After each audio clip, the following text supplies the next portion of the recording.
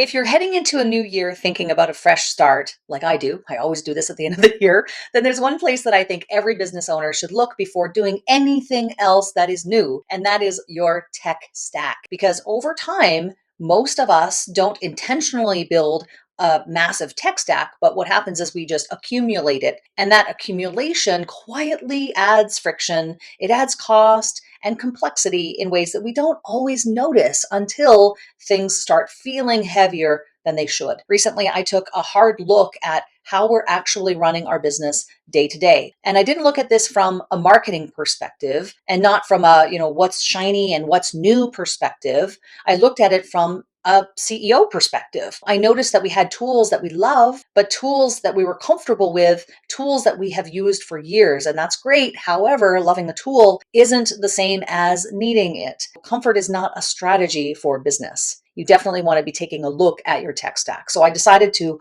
audit our entire tech stack and ask a much simpler question. Is this tool creating leverage or is it creating complexity? So here's how I evaluated every tool that we're using, and you may want to go through these questions yourself as you evaluate your tech stack. The first thing I asked is this tool essential or just familiar? Secondly, I said, does this tool do something unique? Or is it duplicating functionality that we already have elsewhere in our business? And thirdly, does it integrate cleanly or does it require manual workarounds, manual syncing, or any kind of mental gymnastics to understand how to use it? And finally, the question of, does this tool make the business easier to run or does it add cognitive load? So if a tool failed more than one of those tests, then it went on the chopping block.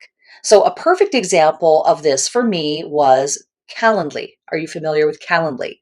Yes. Well, I genuinely love Calendly. I've been using it for so long. I love it. It's clean. It works. It's familiar. But during this audit, I realized something important. We don't actually need Calendly because the scheduling functionality that we rely on, it already exists inside of our CRM. So the question was really one that led me to that conclusion that we don't actually need it. So keeping Calendly wasn't a strategic decision. It was a comfort decision. And when I'm thinking about scale, when I'm thinking about simplicity, when I'm thinking about clarity going into 2026, comfort can't be the deciding factor. We're in the process of moving scheduling fully into our core system. It's not done yet. We're working on it and letting go of that extra tool, not because Calendly is bad. I love Calendly, but because it's redundant. That distinction matters. What this audit showed me is that complexity doesn't usually come from one big decision. It comes from dozens of small ones, right? Tools that we see here, tools that we see there, maybe an ad here, there, and everywhere.